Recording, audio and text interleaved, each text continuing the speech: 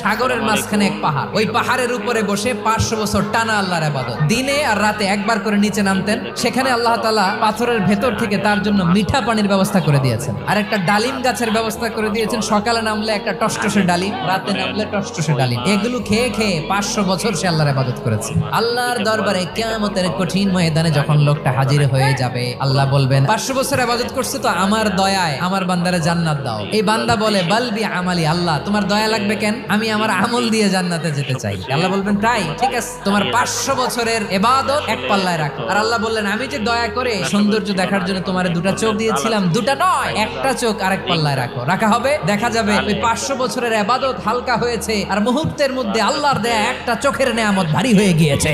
ফলাফল দেখো, হিসাব বলে তুমি এখন জাহান্নামে যাবা, যাও এবার জাহান্নামে যাও। এবার লোকটা কাচুমাচু করে বলে আল্লাহ এবার আমি বুঝতে পেরেছি তোমার দয়া ছাড়া দুনিয়ায় কেউ জান্নাতে যেতে পারবে না।